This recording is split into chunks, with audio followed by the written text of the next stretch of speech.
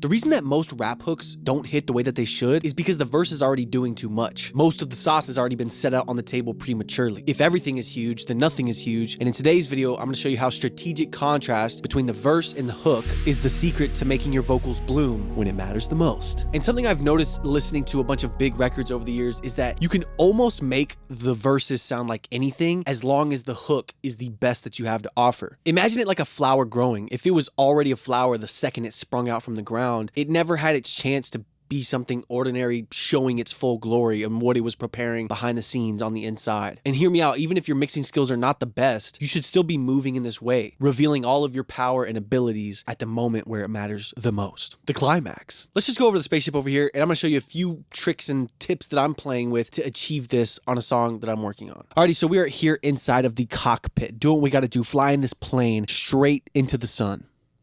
I'm going to play you the end of the verse going into the hook, and then I'm going to break down some of the things I'm trying to do and doing, and some of the things I'm attempting to do and doing to make this hook really bloom with just one singular vocal. But in a way that's only perfect timing. So when I change, fill up the pockets, coins are really shining. They really think I'm trying. Hanging out the sunroof, it's sad what they've all come to. I'll be the one they run to, so catch up when I run through. I'm looking for that one dude that hated on my brush shoes. Cause then I'm coming back to haunt you. Hit you on a drive back, now roadkill on a tide. Tracks my presence like a firecracker, crucial like a dime. Method miss me with that vibe, dip is changing like a light switch. No wonder why you got switched. Look me in my face and tell me the meaning, as if it's metaphorically complex. And then you can hear it going into the second verse, and it's very just dry and tight and kind of brings you back down to earth. The differences between these two tracks is not much. This is my verse, and this is my chorus. And the first trick is kind of just like, not even really a trick, just more like a principle. Just don't treat your hook the exact same way you treat your verse. And that's pretty much common sense, but a lot of people overlook that, and especially just starting out, it's tempting to just let it ride through a single chain statically the entire time, which doesn't give us much change, doesn't take the mind for a journey. And the main difference between these two chains is gonna be this EQ P1A. So on the chorus, I've just got a slight boost at 10K, the magic 10K that the EQ P1A is famous for on vocals. Just a slight boost. And that's going to create this just illusion that, oh, this is the moment. This is the sizzly, juicy cheeseburger on the grill. So let's hear what this does, bypassed and inserted. When I run through, I'm looking for that one dude that hated on my brush shoes. Cause then I'm coming back to haunt you. Hit you on a drive back now. So that's really pulling the vocal forward, and it's adding quite a bit of tone to it. It's almost like gooey-ish in a way. I don't know, but it is doing that sizzle that we are reaching for right there with the 10K, and I'm happy with that. Just try boosting a little high end when you're going into the hook. It's so simple, and that's the running theme you're gonna see here is this is all just very simple. It's about being delicate and allowing these things to stack up to create your ultimate sound that you want. And now looking at the verse channel strip, here's a major difference that I've got a lot more of this mid-range carved out of the verses, and that's gonna just kind of like allow those verses to kind of melt into the beat, and then that hook comes in, boom, zwazam. So this one, consider it more like take away from the verse so that the chorus can let that element shine. I really did not play much around this video. I'm just kind of real time looking at this and breaking it down. And then the next thing we've got going on here on the hook Vox, the hook is going to a slap delay that the verse is not. So let's hear what this slap delay is doing.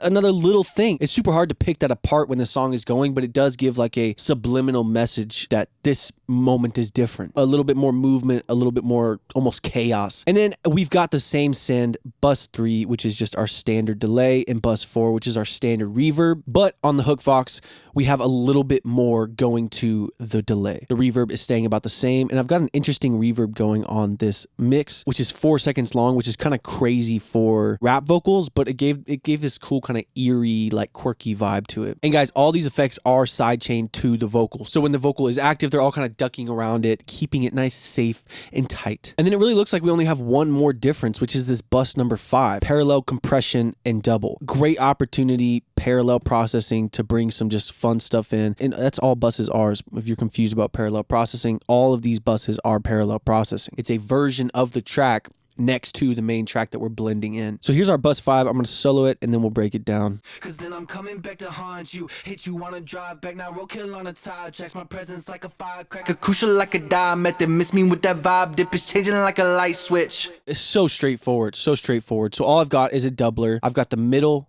disengaged. I flattened out this high shelf so it's not giving me that default boost. And I brought these sides all the way forward. Then I compressed the baloney out of it, make it super consistent. Then I come in, saturate it a little bit, 73% drive. We're juicing this thing up. And then a de-esser because we don't want all of this side information to be up inside of our eardrums. And what I like to do when I do something like this is to send my lead vocal to it, and then I bring the fader all the way down. And as I listen to it, I slowly bring it up till I find that pocket where it sounds just about right to me. So let's hear what the hook sounds like before all of these extra things that we did, which the verse does not have. Cause then I'm coming back to haunt you, hanging out the sunroof, it's sad what they've all come to. I'll be the one they run to, so catch up when I run through. I'm looking for that one dude that hated on my brush shoes. You might just hear that and you might be like, oh, it's simple. I just need to compress a little bit more and add a doubler or add some sort of width plugin. But when you work in stages like this and blend things in, you know, using each element for the grand mission of creating this blooming effect, it works a lot better than just relying on a plugin or something to get it all done for you. And I've got to emphasize that, you know, a lot of it is inside the production. And I know we're talking about vocals right now, but I've got to show you the production just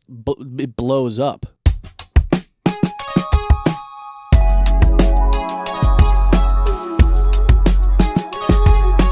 All these keys in these vocal samples and obviously an 808 that comes in. It's about the structure. So we want the vocal to kind of mirror that energy increase, that width increase, just attention grabbingness. So if this is something you've never dabbled in, like actually using different vocal chains, and I wouldn't even call them super different. I mean, I am just duplicating my first verse vocal chain and then kind of adjusting it from there. If this is something you've never dabbled in, I would suggest, you know, pick a few options, you know, go for a little, maybe a little extra saturation in the hook, a little more width in the hook, a little more high end in the hook, and just give it a little bit, put it in, and then listen back through. Especially in the world of rap today, you know, with so many people just jumping into it, so many people doing it from home, there's a big opportunity to take elements from bigger records and do the things that, you know, 99% of people aren't doing, which is taking the time to automate and create special moments and push and pull, create tension and release it. I hope you found something helpful inside of this video. And if you have any suggestions or tips or tricks that you think work as well, let me know down in the comments below, and I'll be happy to give them a try. And if you'd like to see a video about something specific, let me know that as well, and I'll probably do a video on it. As always, I pray that God blesses you, your loved ones, and of course your mixing skills. Peace out.